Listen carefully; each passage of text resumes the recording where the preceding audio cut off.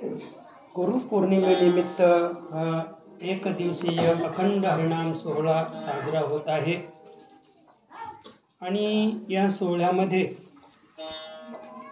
मत पामराची अल्पशी कीर्तनरूपी सेवा आयोजित केलेली आहे। सकाळपासून अगदी काकड्यापासून हा सोहळा सुरू आहे।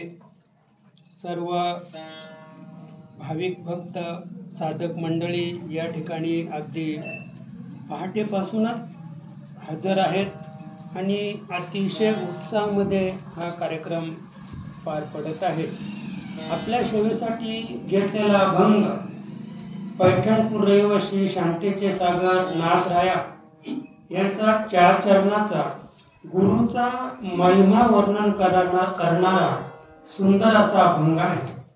प्रस्तुत अभंगातून नाथराया अखिल जनतेला गुरुचा महिमा वर्णन करून सांगताहेत। पहा, श्री गुरुच्या चरणांगुष्टी, श्री गुरुच्या चरणांगुष्टी वंदिते ब्रह्मादि देवकोटी। श्री गुरुच्या चरणांगुष्टी, श्री गुरुच्या चरणांगुष्टी वंदिते ब्रह्मादि देवकोटी।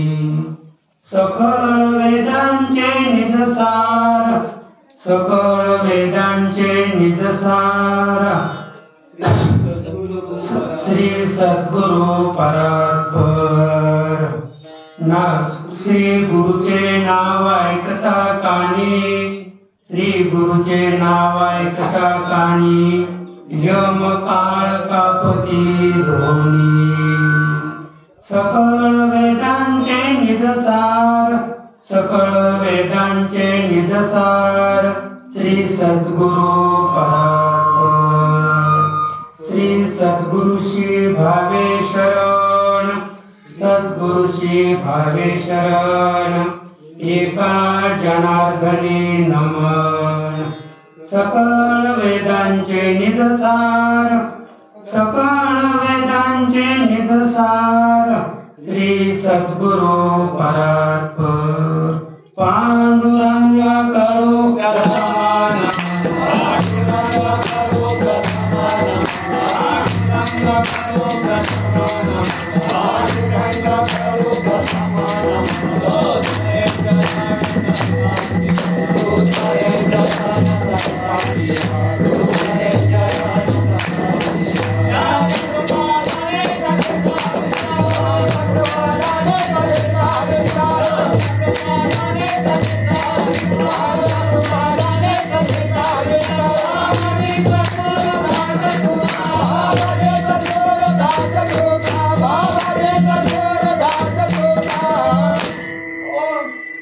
पांडुरंगाला नमन करून आणि आजच्या आपल्या या अद्भुत कीर्तन सेवेला आरंभ करूया।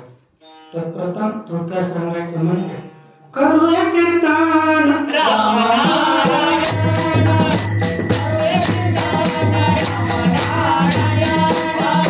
करूया कीर्तन राम नारायण, करूया कीर्तन राम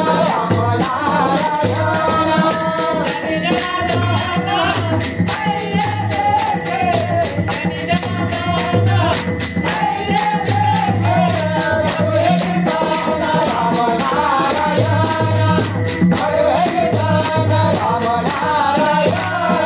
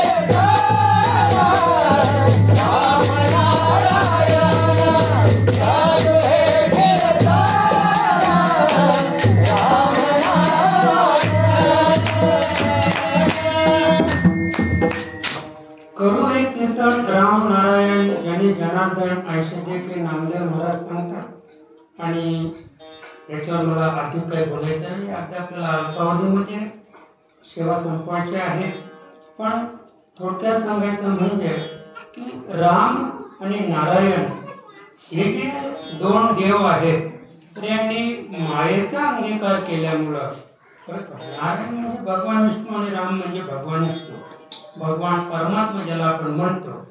पण त्यांची दोन रूप आहेत, एक सगुण रूप, एक निर्गुण रूप.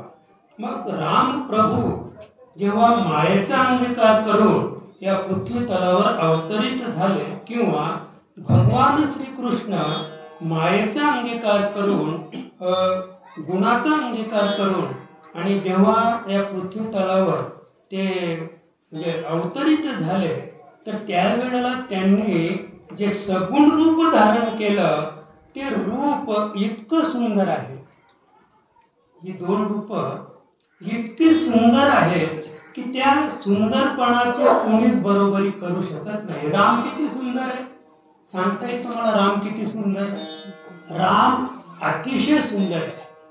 रामासारखा सुंदर अध्याप जगात कोणताही मनुष्य प्राणी निर्माण करता आला नाही. तुम्ही पहा रामाकडे पहा, भगवान महाविष्णूकडे पहा, त्याचे इतकं सुंदर रूप तुम्हाला कुठेच पाहायला मिळणार नाही. भगवान श्रीकृष्ण इतकं सुंदर रूप तुम्हाला कुठेच पाहायला मिळणार नाही. बरं, भगवान श्रीकृष्णाचं रूप म्हणजे गोरा आहे का? सध्या समाज कुठे चाललाय? गोरं पाहिजे. तो मुलगा असो नाही तर मुलगी असो, मुलाला सुद्धा काळ्या आई वडील आवडत नाही. लक्षात का? मुलगा जरी असेल ना, मुलगी असेल आणि तिचा आई वडील जर काळे असतील, सावळे असतील तर तिला सुद्धा लवकर ती मैत्रिणीला सांगू शकणार नाही माझे वडील कसे. लक्षात का? म्हणजे काळा रंग जो आहे तो कुणाला आवडत नाही. पण या दोन्ही अवतरित कार्यामध्ये भगवान परमात्म्याने जे रूप धारण केलं ते सावळं होतं.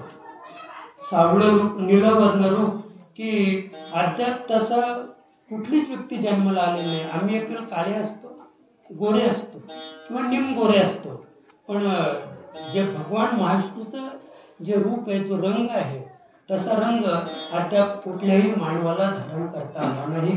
हे त्याचं एक सगुण वैशिष्ट्य आहे. हे त्याचं काय आहे? सगुण वैशिष्ट्य आहे. सगुण रूपामध्ये ते इतके सुंदर आहे. तर मला हे सांगायचंय, आता तुम्हीच कल्पना करा ते निर्गुण रूपात किती सुंदर असते. म्हणजे आता ते सगुणामध्ये इतके सुंदर आहे, मग ते निर्गुणामध्ये लपलेले आहेत. जे निर्गुण स्वरूप आहे ना भगवंताचं, त्या निर्गुण स्वरूपामध्ये राम आणि कृष्ण हे लपलेले आहेत. म्हणजे लपलेले आहेत याचा अर्थ काय की मग ते निर्गुण स्वरूप आणखी काहीतरी वेगळं असलं पाहिजे, हे त्याच्यात लपतात. म्हणजे उदासीनता जेव्हा आपल्या ठिकाणी निर्माण होते तर उदासीनतेचं कारण वेगळं असलं पाहिजे. तसं हे सगुण रूप जे आहे इतकं सुंदर रूप आहे आणि त्या सुंदर रूपाने म्हणजे मायेचा अंगीकार केल्यामुळं त्यांची जी सुंदरता आहे ती सुंदरता निर्गुण रूपापुढे फिकी आहे. निर्गुण रूप जे भगवंताचं आहे त्याचा कलर मलाही सांगता येणार नाही, वेदांनाही सांगता येणार नाही. 4 वेद, 6 शास्त्र, 18 पुराण त्यांनी हात टेकलं की प्रभुराम कसे आहेत सांगता येईल का वेदांना? नाही येणार. वेदांनाही नाही कळला अंत पार त्याचा, राजा कानडा राजा पंढरीचा. म्हणजे पंढरपूरचे भगवान पांडुरंगराया हे नेमके कसे आहेत हे वेदांना सुद्धा सांगता आलं नाही. मग ते काळे आहेत की गोरे आहेत की निमगोरे आहेत की सावळे आहेत की संतांनी त्याचं थोडंफार वर्णन केलेलं आहे, त्याबद्दल वाद नाही. अन्यथा विचार आपण केला तर त्याचं जे निर्गुण स्वरूप आहे ते निर्गुण स्वरूपाचं वर्णन आतापर्यंत वेदादिकांसहित शास्त्रांसहित कुणालाही करता आलं. उपनिषद सुद्धा त्यांनी सुद्धा हात टेकले. म्हणजे भगवंताच्या निर्गुण रूपाचं कुणालाही वर्णन करता आलं नाही. जे वर्णन आहे ते सगुण रूपाचं वर्णन आहे. आणि म्हणून सकाळी आपल्या जयराम बाबांनी सुंदर अभंग घेतला होता नाही का, परब्रह्म राम वशिष्ठा शरण कृष्ण संदीपन गुरु केला का. तर मला थोडक्यात सांगायचं आहे की खरा जो गुरुचा महिमा किसन बाबा जो वाढीस लागला तो त्रेतायुगापासून, म्हणजे त्रेतायुगामध्ये प्रभू राम जन्माला आले आणि प्रभू राम हे भगवान परमात्म्याचे अवतार होते. पण मायेचा अंगीकार केल्यामुळं त्या मायारूपी बंधनातून सुटण्यासाठी मायेचीच गरज आहे. माया रूपी बंधन आपल्यावर आहे, त्या बंधनातून बाहेर पडायचं असेल तर आपल्याला मायेचाच अंगीकार करावा लागेल. आणि म्हणून भगवान परमात्म्याने मायेचा अंगीकार केला आणि मायेचा अंगीकार केल्यानंतर त्या बंधनातून मुक्त होण्यासाठी त्याने गुरुचा महिमा वाढवला. प्रभू रामचंद्राने काय केलं, गुरुचा महिमा वाढवला. वशिष्ठ मुनींना ते शरण गेले. आपण वेदेश्वरी ग्रंथ पाहिला तर आपल्याला लक्षात येईल की त्या ठिकाणी भगवान शिव आणि प्रभू रामचंद्र यांचं इतकं सुंदर म्हणजे गुरु शिष्याचं एक उत्तम असं नातं आणि उत्तम असा संवाद त्या ठिकाणी साधलेला आहे.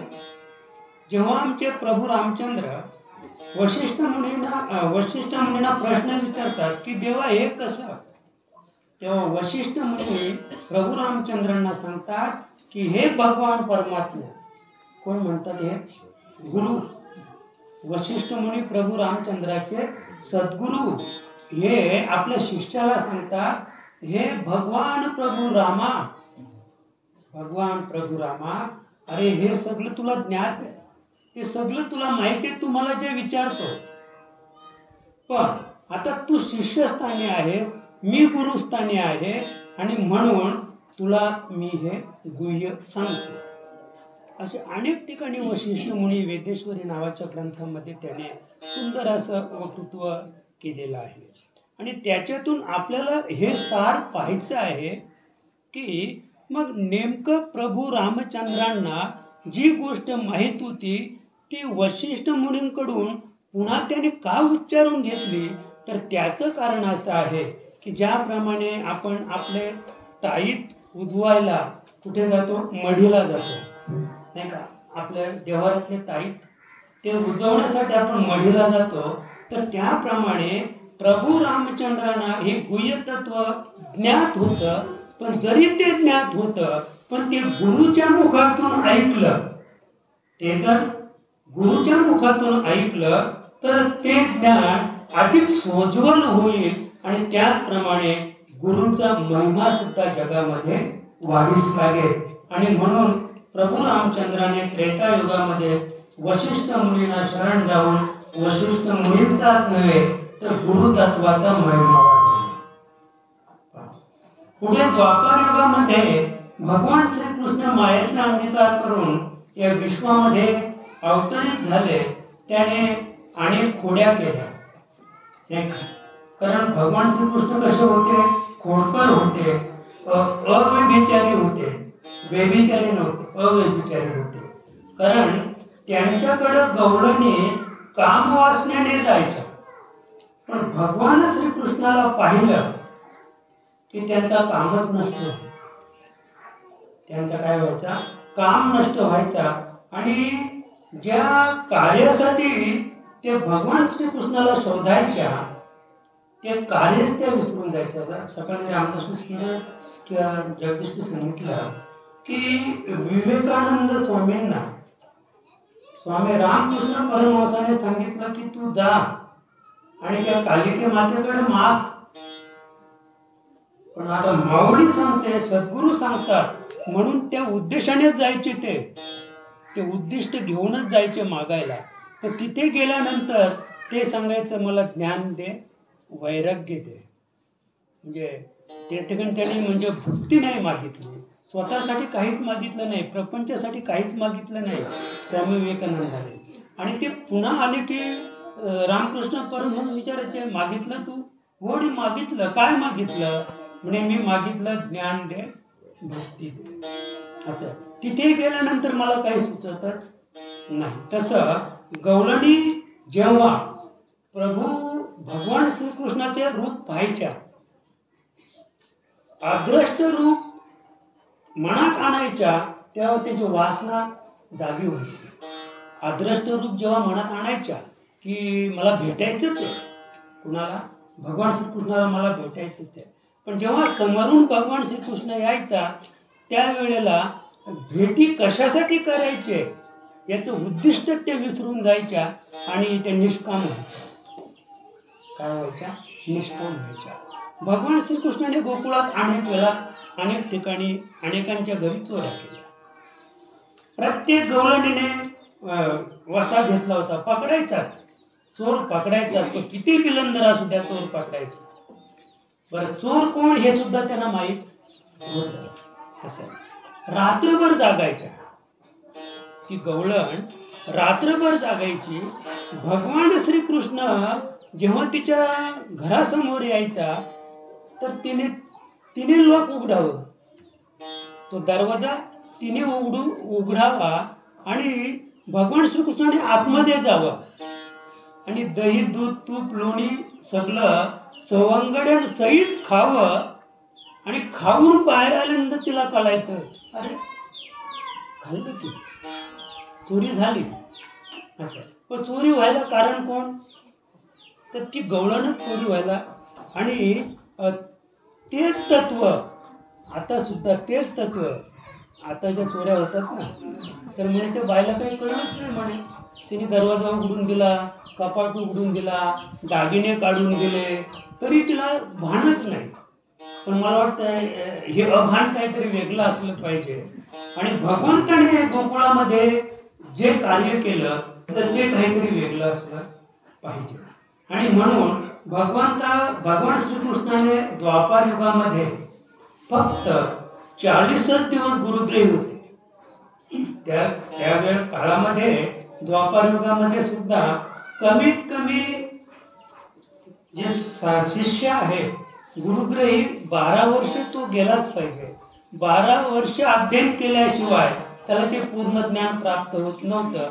पण फक्त 40 दिवसांमध्ये, थोडक्यात 1.25 महिन्यामध्ये भगवान श्रीकृष्णाने ते ज्ञान हस्तगत केलं.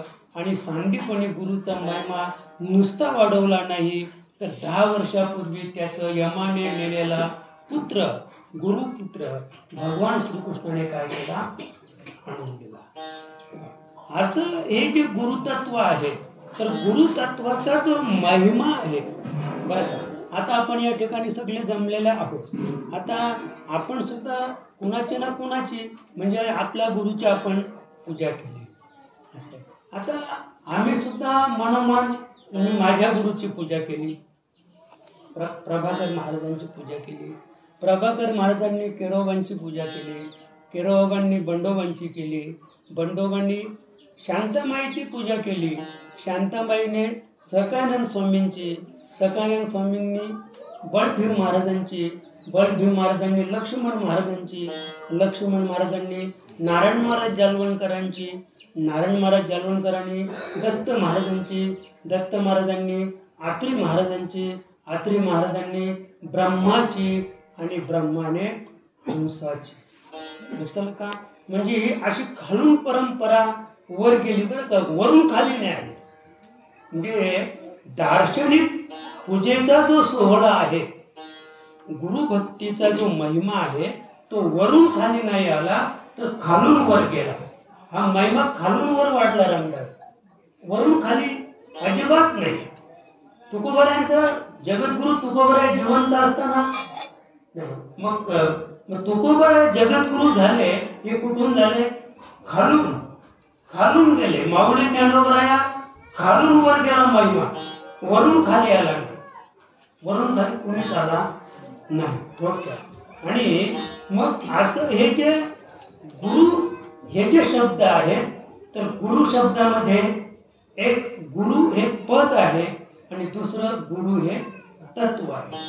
दोन गोष्टी आहेत. म्हणजे पदाचा आपण विचार केला तर अनादी काळापासून आलेलं एक गुरुपद इथपर्यंत आहे.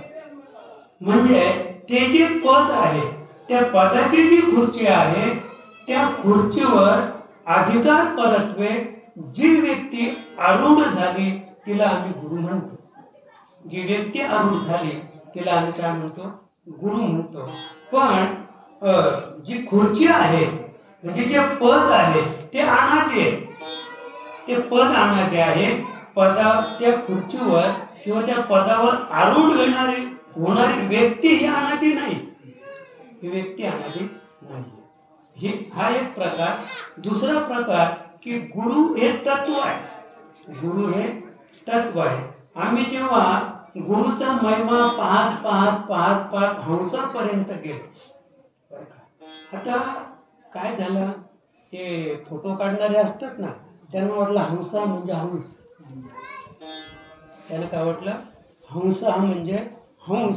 आणि म्हणून आपण जी मालिका आहे ना, तर त्या मालिकेमध्ये कसला फोटो आहे? हंसाचा. हंस हा हंस नाही, हंस पक्षी नाही.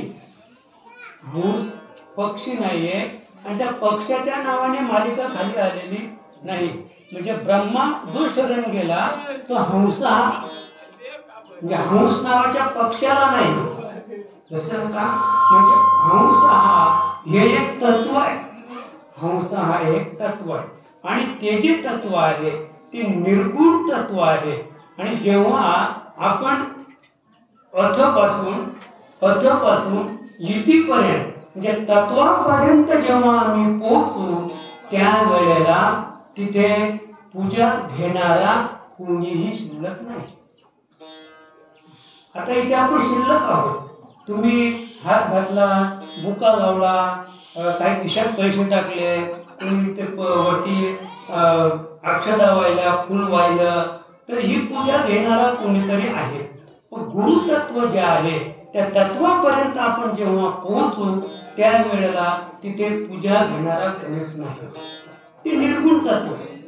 ते गुरु तत्व हे कसं आहे? निर्गुण तत्व आहे. तिथे कोणीही पूजा घेणारा नाही. मग आता आपण अथपासून इतिपर्यंत जे गेलो, मग आमची ती भक्ती, आमचा तो भाव व्यर्थ गेला का? व्यर्थ गेला नाही. आमचा तो जो भाव आहे तो व्यर्थ गेलेला नाहीये. त्या भावानेच आम्ही तिथपर्यंत पोहोचलेलो आहोत. म्हणजे असा जो गुरुतत्वाचा भाव आहे, जो महिमा आहे, तो महिमा वाढवण्यासाठी नाथमाला अभंगाच्या पहिल्या चरणात श्री गुरुचे चरण गोष्टी, श्री गुरुचे चरण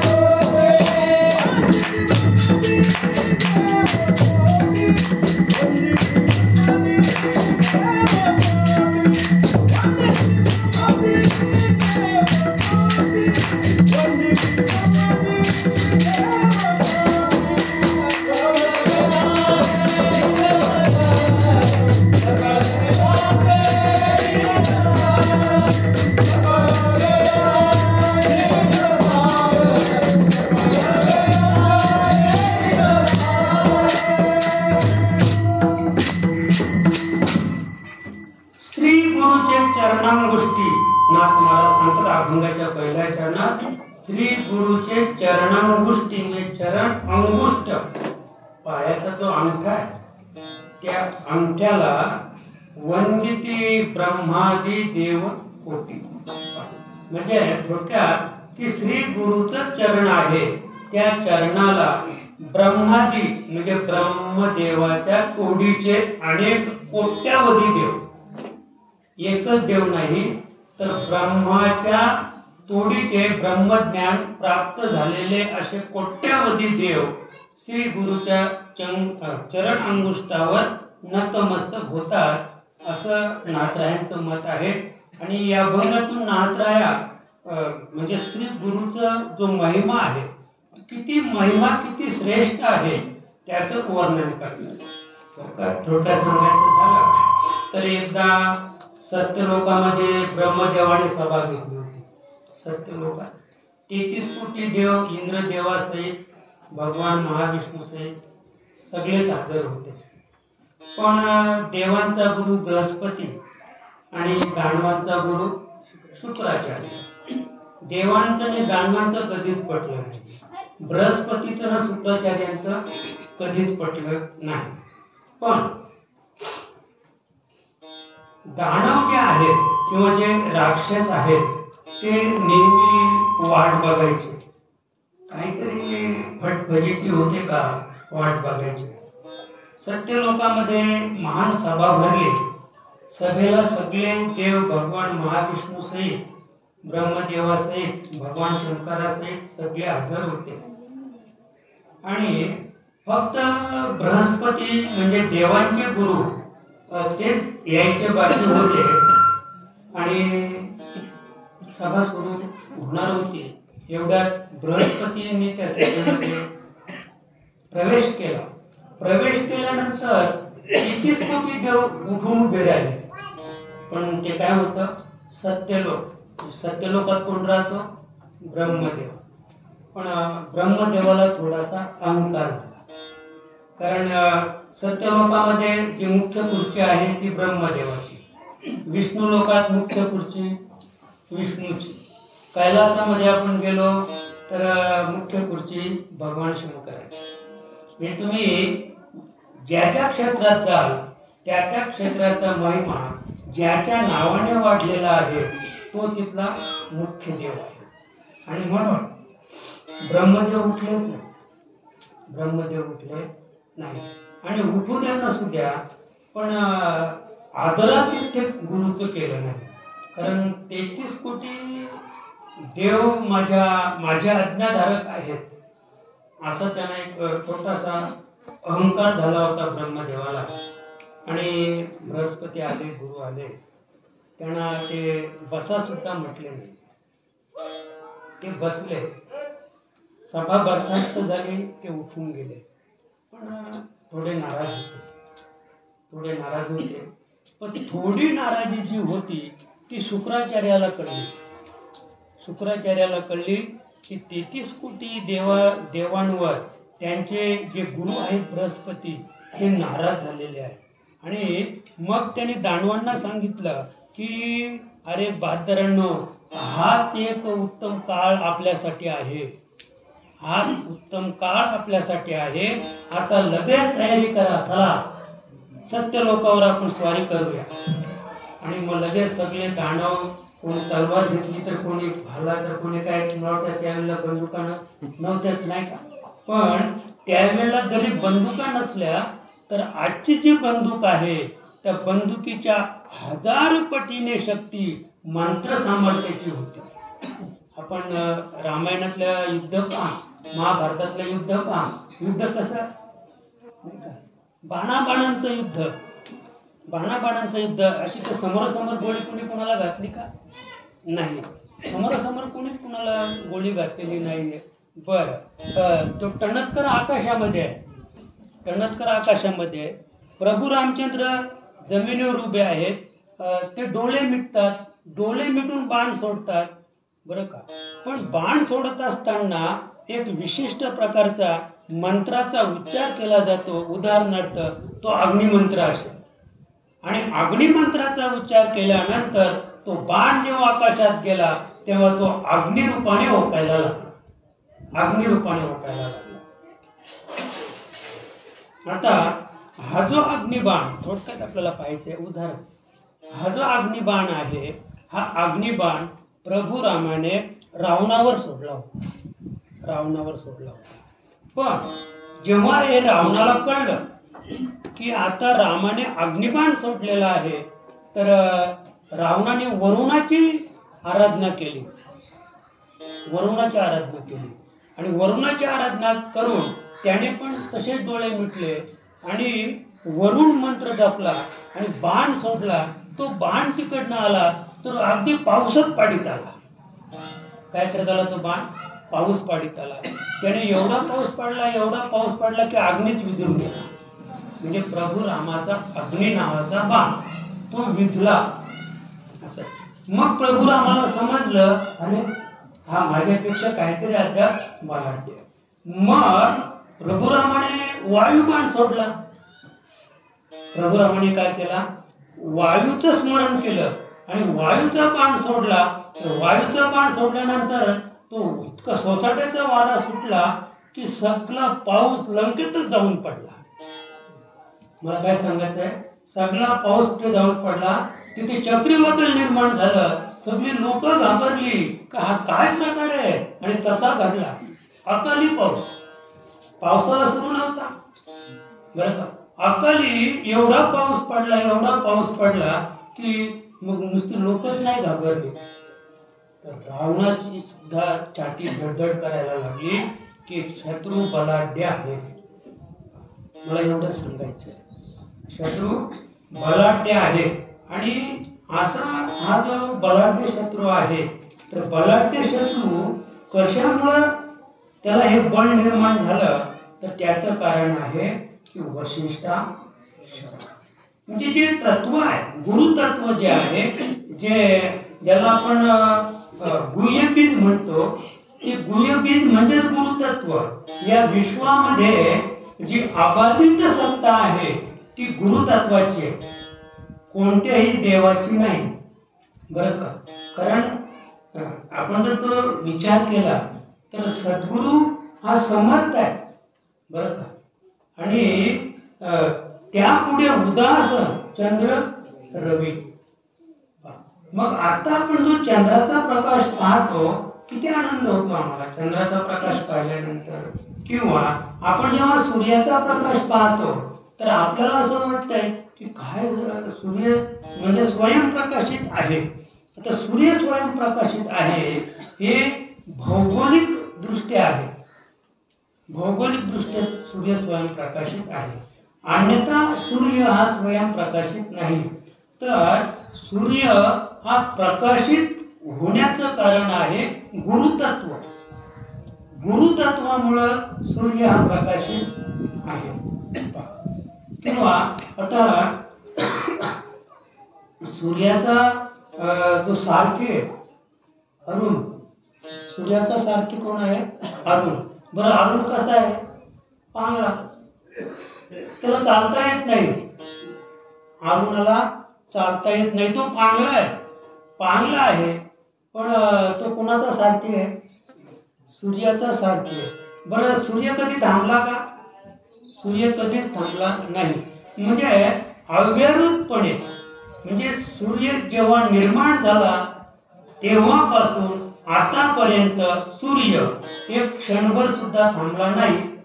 एक दिवस थांबला होता, एक क्षण, माध्यान्हाशी दिनकर. लक्षात का? म्हणजे प्रभुराम जेव्हा दुपारी 12 वाजता जन्माला आले त्यावेळेला एक क्षणभर सूर्य स्थिर झाला होता, एक क्षणभर फक्त. त्याच्यानंतर पुन्हा गेलं त्रेतायुगापासून आतापर्यंत राम प्रत्येक वर्षी जन्माला येतो, पण सूर्य मात्र स्थिर झालेला नाही. आता त्याच्यासाठी तो स्थिर नाही. तो तेव्हा अयोध्यामध्ये जन्माला आला तेव्हा तो स्थिर होता. म्हणजे त्यापुढे उदास चंद्र रवी. म्हणजे मला हे सांगायचं आहे की सूर्याचं जे तेज आहे, चंद्राचं जे तेज आहे, ते गुरुतत्व तेजाच्या पुढे उदास आहे, म्हणजे कमी पडतो. तो तेज कमी पडतो. कारण त्याचं कारण नाथ मला सांगतात की श्री गुरुचे चरणांगुष्ट, म्हणजे श्री गुरुचं जे चरण आहेत त्या चरणांना म्हणून वंदिती ब्रह्मादी देव कोटी. म्हणजे ब्रह्मदेवासारखे कोट्यावधी देव सद्गुरूच्या चरणांगुष्टीवर काय करतात? नतमस्तक होतात. तर त्याचं कारण फक्त एवढंच आहे की गुरुचरणाचे तीर्थ सकल तीर्थाकरी पवित्र. म्हणजे गुरुचरणावर काय आहे? तीर्थाची मिराशी आहे. गुरुचरणावर तीर्थाची मिराशी आहे. तीर्थ जेव्हा तुम्ही आम्ही स्नान केल्यानंतर ते जेव्हा काय होतात एकदम म्लान होतात आणि तीर्थस्नान झाल्यानंतर ते पवित्र होण्यासाठी कुठे जातात गुरुच्या चरणावर लोटांगण घालतात. गुरुच्या देवाकडे नाहीत जात ते. कुकुट स्वामी देव नव्हते, ते कोण होते? एक सद्गुरु पदस्थ होते आणि म्हणून तिथे गंगा यमुना सरस्वती या नद्या गेल्या नाही का, त्यांच्या चरणांगुष्ठाचं दर्शन घेतलं, दर्शनाने त्या पवित्र झाल्या आणि ते पावित्र्य पुढे पुंडलिकाला भावलं आणि म्हणून पुंडलिकासाठी भगवान कुठून आले? द्वारकेची अवघी संपदा घेऊन आले पंढरीशी रामकृष्ण पा. तर त्याचा हा जो विचार आहे तो विचार फक्त एवढाच आहे की श्री गुरुचे नाम मात्र हेच आम्हा वेदशास्त्र. नाथ महाराजांचं सांगतो बरं का, नाथ महाराज म्हणतात की आम्ही कोणत्याही वेदशास्त्राचा अभ्यास केला नाही, कोणत्याही पुराणांचा अभ्यास केला नाही, तर श्री गुरुचे नाम मात्र म्हणजे श्री गुरुने आम्हाला जे नाम दिलेलं आहे ते नाम म्हणजेच काय आहे? वेदांचं वेदशास्त्र. ते नामच वेदशास्त्र आहे. आणि म्हणून नाथ महाराज अभंगाच्या दुसऱ्या चरणात सकळ वेदांचे निदर्शन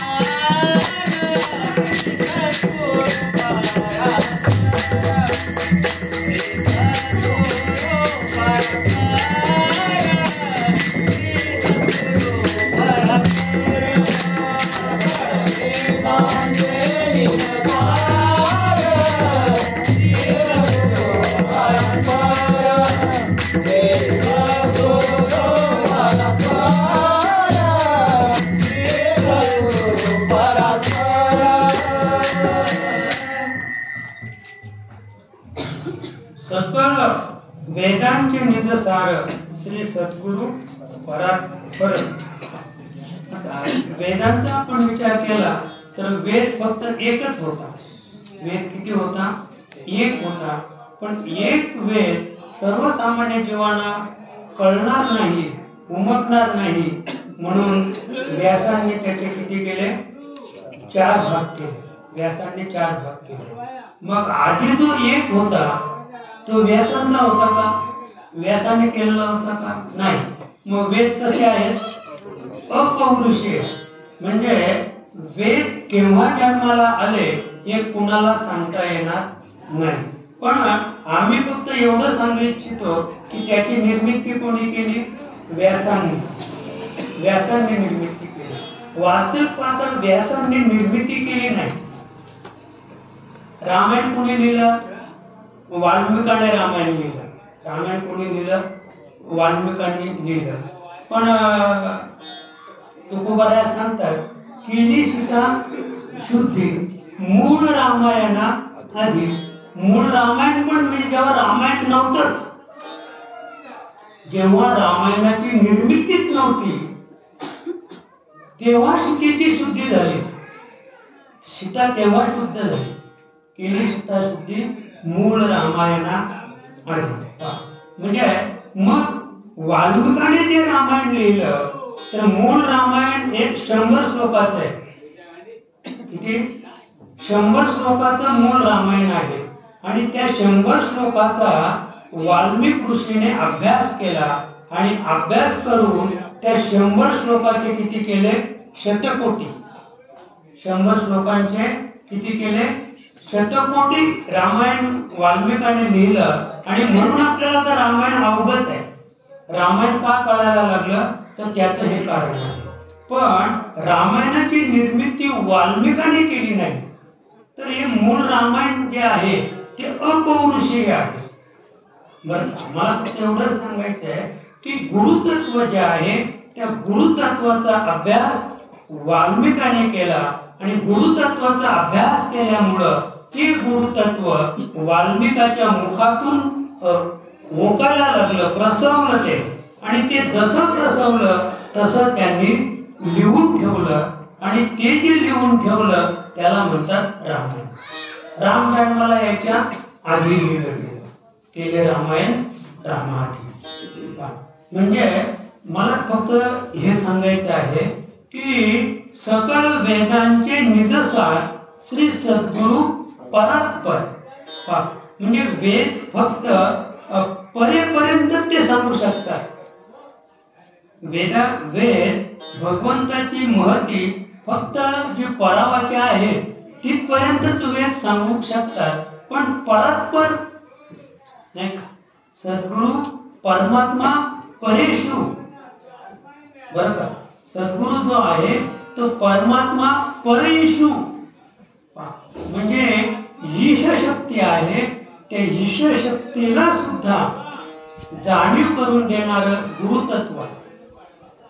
म्हणून गुरुतत्व एवढं श्रेष्ठ आहे, एवढं श्रेष्ठ आहे की आयसा ज्याचा दृढ विश्वासू, नाथ महाराज सांगतात की सद्गुरु परमात्मा परेशु, आयसा ज्याचा दृढ विश्वासू, म्हणजे सद्गुरु हा परमात्मा परेश, म्हणजे परईश, परीच्या पलीकडचा जो ईश आहे तो सद्गुरु आहे.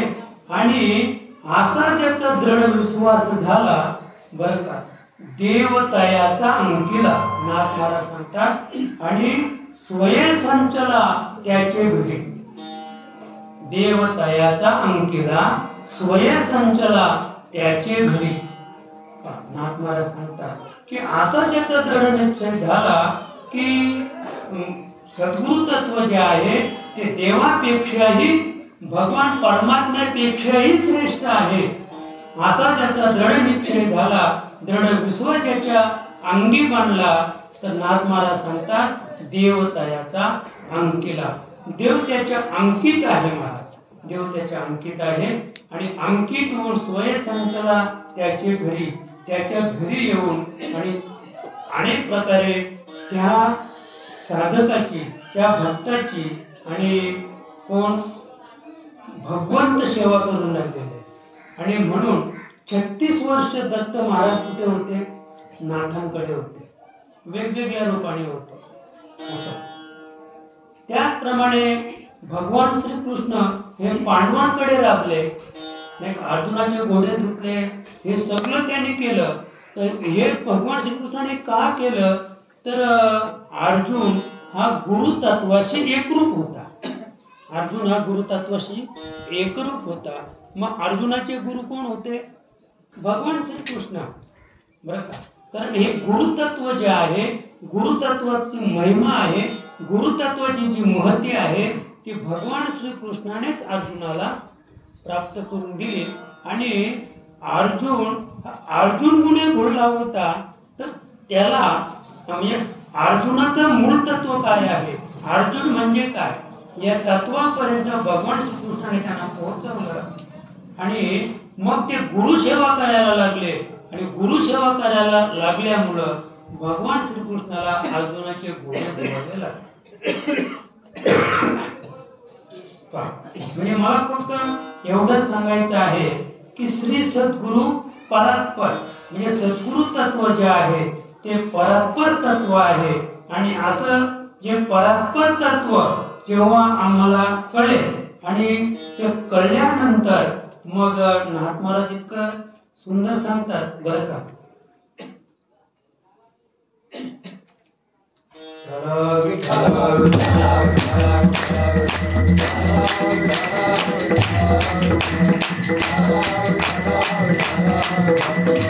एका जनार्दनी गुरुकृपा दृष्टी, नाथ महाराज सांगतात.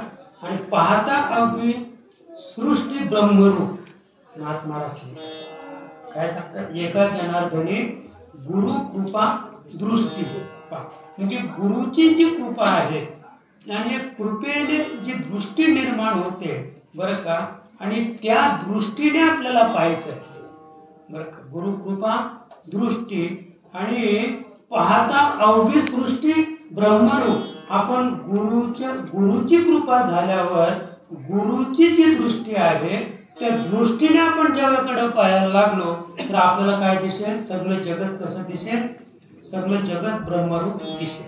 तर मागे पण एक सर असं सांगितलं होतं की ती एक लैला मजनूची एक कथा आहे. लैला मजनू म्हणजे ती उभयता एकमेकावर प्रेम करत होते, बरं का, प्रेम करत होते. हा मजनू अतिशय रूपवान होता आणि सुंदर होता, पण लैला नावासारखी नव्हती. लैला नाव ऐकलं कसं वाटेल, पण लैला म्हणजे किती सुंदर असेल, पण ती सुंदर नव्हती. पण हा मजनू तिच्या गुणांवर भागला होता. काही स्त्रिया रूपवान नसतात, एखादी मुलगी रूपवान नसते, पण तिच्या बाबतीत सांगताना जो मध्यस्थी करणारा सांगतो काय मुलगी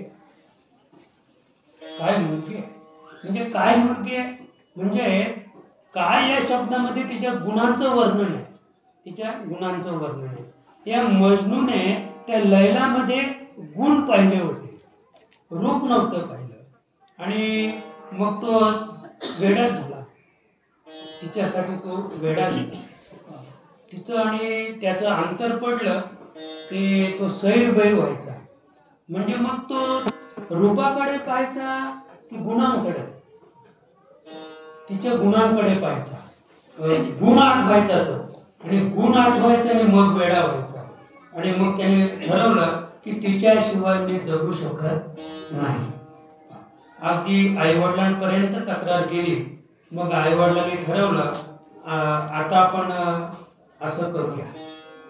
असं फार चालतंय बरं, असं म्हणजे आहे प्रेम प्रकरण, पण मग आता आपण पत्रिका छापूया, रिक्स जाऊन तुम्ही मुलगी पाहून या.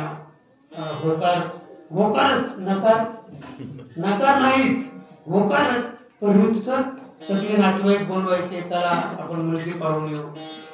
तसं त्या आई वडिलांना त्याने पाठवलं, तुम्ही मुलगी पाहून या. आता ते मजनूचे आई वडील गेले, तर गेल्यानंतर ती मुलगी त्यांना पसंत नाही पडली. ते घरी आले, नाराज झाले, म्हणजे बाळा तू मुलीत काय पाहिलंस, तुझी मुलगी पसंत केलीस तर त्या मुलीमध्ये तू काय पाहिलंस. तेव्हा त्या मजनूने सांगितलं की मी तिचं रूप नाही पाहिलं, तिचे गुण इतके सुंदर आहेत. आणि मग त्याने आपल्या आईवडिलांना सांगितलं, फक्त मला एवढंच सांगायचं की तुम्ही ज्या दृष्टीने त्या लैलाला पाहिलं ती दृष्टी मजनूची नव्हती.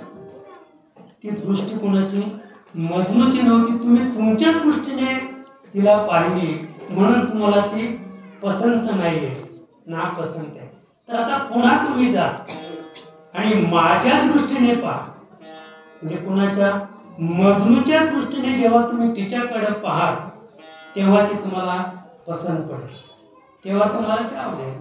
तसं सद्गुरूच्या कृपा दृष्टीने आपण जेव्हा जगाकडे नजर फिरू, जगाकडे पाहू, त्यावेळेला तुम्हाला सगळं जगच कसं दिसेल, ब्रह्मरूप दिसेल.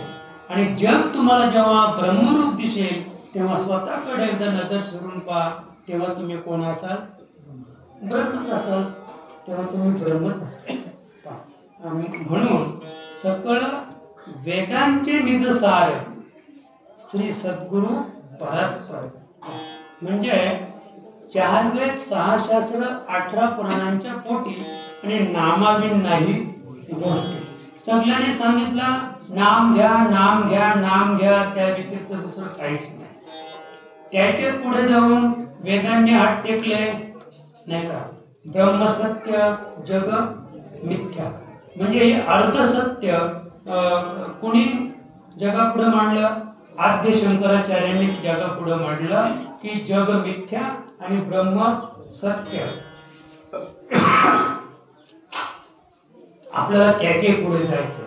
जे सद्गुरू जे आहेत ना, ते सद्गुरू हे अर्ध सत्याच्या पुढे गेले. शंकराचार्यांचं हे जे मत आहे की ब्रह्मसत्य आणि जगमिथ्या, हे मत सुद्धा आद्य शंकराचार्यांचं मत सुद्धा सद्गुरूने खोडलं की शंकराचार्य हे मला तुमचं मान्य नाही की ब्रह्मसत्य आणि जग मिथ्या. आणि म्हणून नाथ महाराजांचा सुंदर अभंग आहे बरं का. माथा ठेवून या नाथ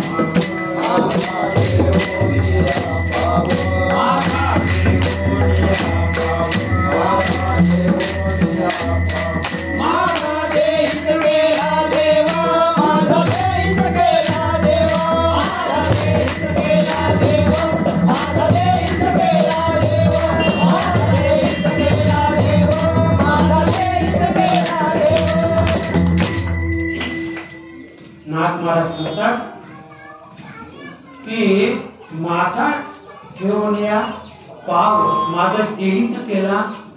स्वतःचा अनुभव सांगतात की जनार्दन पंथांनी माझ्या माथ्यावर काय केलं, पाव म्हणजे पाव येतात तर इथे आपण पाय नाही धरायचा, हातच बरं का. माझ्या मस्तकावर त्याने हात ठेवला आणि माझा देहीच केला.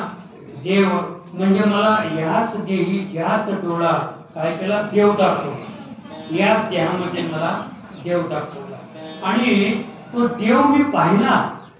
बरं जसं आमच्या जणांना सुद्धा नामदेव महाराजांनी देव दाखवला आणि देव पाहिल्यानंतर जणीला एवढा आनंद झाला बरं का. आणि मग ती वेडी झाली. तो देव पाहिल्यानंतर ती वेडी झाली आणि मग ती जगाला सांगत सुटली, देव आहे देव आहे आहे देव आहे देव आहे आहे देव आहे देव आहे आहे देव आहे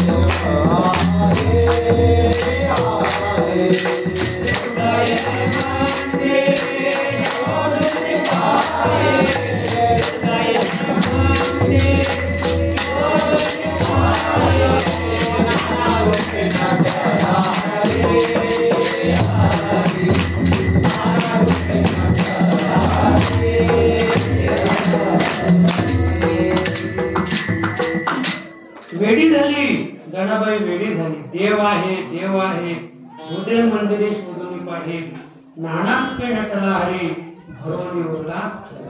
केव्हा वेडी झाली ती?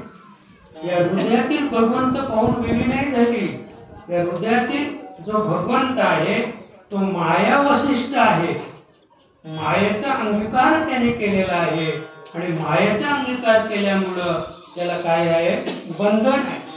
या देहामध्ये जो आहे आत्मप्रविष्ट भगवान तो बंदिस्त आहे, त्याला बंधन आहे. तर तीच जनाबाई काही काळानंतर सांगते, नाना रूपे नटला हरी. जो मी माझ्या देहात माझ्या हृदयात जो पाहिला ना, जे तत्व मी माझ्या हृदयात पाहिलं तर ते तत्व मला सद्गुरु बोधाने उमगलं. नाना रूपे नटला हरी आणि भरून उरला. चराचरात तो भरून उरलेला आहे असा अनुभव जनाबाई. तोच अनुभव नाथ महाराजांना. नवला पायाचा पै केला. नाथ महाराज सांगतात की माथा ठेवून या पाव माझा देहीच केला देव. मी देव झालो. मी माझ्या माथ्यावर हस्त ठेवून जनार्दन पंथांनी मला देव दाखवला. देव दाखवला, नुसतं देव दाखवलाच नाही तर मीच देव झालो. पण मी देव झाल्यानंतर मी वेगळा झालो आणि मी समाजाला सांगत सुटलो, देव आहे देव आहे देव आहे. नाही का, एका जनार्दनी शरण बरं का आणि करी माहेरची आठवण. नाही का, एका जनार्दनी शरण करी माहेरची आठवण. बा मग नवला पायाचा पै केला आणि माझा देहीच देवपणा नेला. काय असं कौतुक आहे, कौतुक आहे. न सांगण्यासारखं कौतुक आहे नाथांचं. बरं का, नवला पायाचा पै केला. कोणी केला? जनार्दन पंथांनी केला, माझ्या श्री गुरुने केला. काय नवल केलं? मला देव केला, मी देव झालो. पण माझा देहीच देवपणा नेला. या देहासहित म्हणजे जेव्हा मला देव केलं ना तेव्हा मी देहात होतो. या देहातच मला देव दाखवला. पण आणखी जेव्हा मी वेडा झालो, समाजाला सांगत सुटलो देव आहे, देव आहे, देव आहे, हृदयात आहे, नाही का? जशी उसात साखर तसा देहात ईश्वर, नाही का? वगैरे वगैरे. हे सगळं जेव्हा नाथ महाराज सांगत होते तुकोबारायांसारखे वेळ लागलं त्यांना, तेव्हा जनार्दन पंतांनी विचार केला, अरे हा वेडा होईल आता, हा वेडा होईल. मग काय केलं? नवलाव पायाचा पाय केला. मग ते पायाचं नवल त्याला दाखवलं आणि माझा देहीच देवपणा.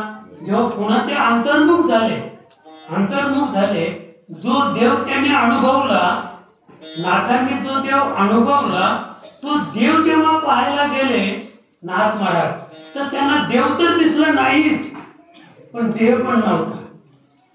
देव तर दिसला नाहीच, पण देह सुद्धा नव्हता. देहीच देवपणा नेला, म्हणजे या देहासहित तो देवपणा घेऊनच गेले. कोण? सद्गुरु श्री गुरु जनार्दन पंत. काय आनंद असेल, काय आनंद असेल. आणि असे नाथ महाराज चिंताच्या श्री गुरु नाम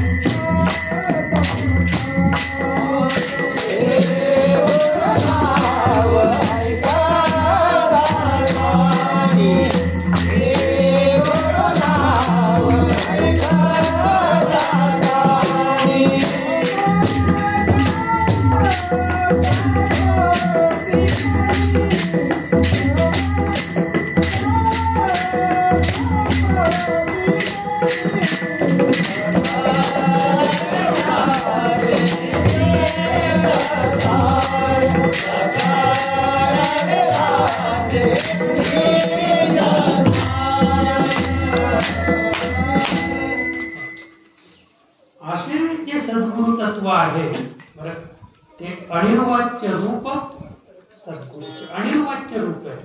त्याचं वाचेने उच्चार करता येणार नाही. आणि असं जे अनिर्वाच्य रूप आहे ते रूप काय सांगतात? श्री गुरु नाव ऐकता कानी. नाथ महाराज सांगतात की नुसतं श्री गुरुला शरण जायचं,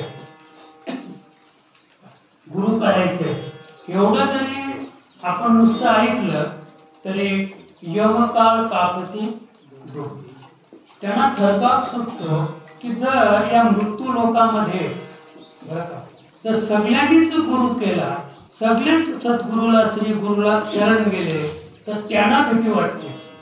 ते यमकाळ म्हणजे गुरुला कापत नाही, ते गुरु तत्वातच आहे. यमकाळ हे गुरु तत्वातच आहे. पण जर हा समाज श्री गुरुला शरण गेला तर मग आम्ही काय खाऊ, हा प्रश्न. कारण काळाचं खाद्य हे सगळं कोणाचं खाद्य आहे? हे सगळं काळाचं खाद्य आहे. आणि आम्ही जर गुरुला शरण गेलो तर मग काळाला खायलाच काही शिल्लक राहणार, काळाला खायलाच काही शिल्लक राहणार नाही. आणि म्हणून माणसं श्री गुरुला शरण जात नाही. श्री गुरु हे तत्व काय आहे ते अद्याप कुणाला उमगलेलं नाही. कुणी कुणालाही शरण जातो आणि ते सांगतात तसे तो उड्या मारायला लागतो बरं का. जिथे म्हणजे शास्त्रे वेडावली, वेदा पडलं मौन, शास्त्रे वेडावली, शास्त्रांना वेद लागलं, वेद त्याने मौन धारण केलं. म्हणजे असं जे तत्व आहे ते गुरु तत्व आहे. आणि त्या गुरु तत्वाशी तुम्ही आम्ही आपण सर्व निगडित आहोत बरं का. त्या तत्वावर आपण आरूढ आहोत. आपण तुम्ही आम्ही सर्व भाग्यवान आहोत की हे गुरुतत्व आपल्याला हंस ब्रह्मापासून तर इथपर्यंत म्हणजे तुमच्यापर्यंत, इथपर्यंत म्हणजे तुम्हा सर्व साधकांपर्यंत ते तत्व पोहोचलेलं आहे. त्या तत्वाचा आपण एक विचार करायचा आहे. त्या तत्वाने एक तत्वाशी एकनिष्ठ राहायचं आहे. आणि असं जे एकनिष्ठ तत्व आहे ते अबाधित आहे. अबाधित असून ते निराधार आहे. ते कसं आहे? अबाधित म्हणजे न जळे न बुडे, ते जळत नाही, बुडत नाही, ते अबाधित आहे. पण अबाधित असून प्रकारचा आधार नाही, कुठल्याच प्रकारचा आधार नाही. असं जे गुरुतत्व आहे ते तुम्हाला प्राप्त झालेलं आहे. आणि म्हणून एकदा आपण भजन करूया. भाव आपला दृढ असेल, आपली श्रद्धा बळकट असेल तर एका जनार्दनी नमन. बरं का, नमन म्हणजे नमस्कार करणं, शरण जाणं, किंवा नमन म्हणजे आपण जे काही मनाने करतो. नमन म्हणजे जे मनाने करायचं ते करायचं नाही. परमार्थाचं खरं सूत्र ते आहे की जे मनात आलं ते नाही करायचं. आणि परमार्थ जे आहे तो कसा आहे, तो मनाने करायचा नाही आहे. कारण तिथे बुद्धीसुद्धा काय झाले, छोटी झालेली आहे. म्हणजे त्याला अंतःकरण चतुष्टय आपण म्हणतो, मन, बुद्धी, चित्त आणि अहंकार. या चारही गोष्टी जिथे थिकुट्या झालेल्या आहेत, जिथे बुद्धीचा लाभ नाही आहे, त्याला आपण काय करायचंय, भावनेने वश करायचंय. सद्गुरूला काय करायचंय, आपल्याला सद्गुरूशी भावे शरण. आपण सद्गुरूला जर भावनेने शरण गेलो, भावनेने त्याच्यावर म्हणजे सद्गुरू भाव ठेवला, तर तोच भाव आपल्याला शेवटपर्यंत सद्गुरू माऊली आपल्यावर कृपादृष्टी करून आणि आपल्याला जन्म मृत्यूची राहटी चुकवल्याशिवाय राहणार नाही. बरं. आणि म्हणून आपल्यातील मला वाटतं तिथे 2-3 श्रीफळ आहेत बघा, मला तिथे दिलेले आहेत. त्यातलं एक श्रीफळ इकडे आणा. तर आपल्यातीलच एक आपल्या या साधक मंडळीतून एक कवी निर्माण आपला झालेला आहे, ज्याला आपण जयराम कराडे म्हणतो. म्हणजे जेव्हा ते हा तरंग नावाचं पुस्तक सगळ्या कविता वाचल्या मी एक साथ. मी कोणतंही पुस्तक हातात देताना त्याला खाली ठेवायचं. एकूण 92 कविता वाचल्यानंतरच मी सांगितलं की मी हा पूर्ण कविता संग्रह वाचून नुसता वाचला नाही तर अर्थासहित वाचला.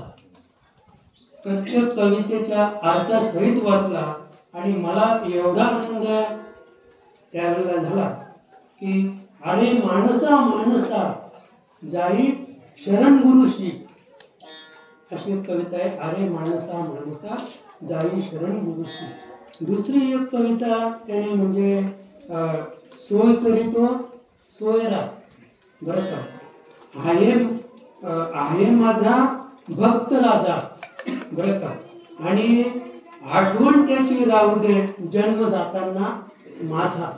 असं म्हणजे या कवितेतून तर त्या कवीची इतकी निष्ठा आपल्याला पाहायला मिळते की जन्म जाताना रे माझा, की माझा मी अध्याय ठेवीन त्यावेळेला मला माझ्या सद्गुरूची आठवण राहू दे.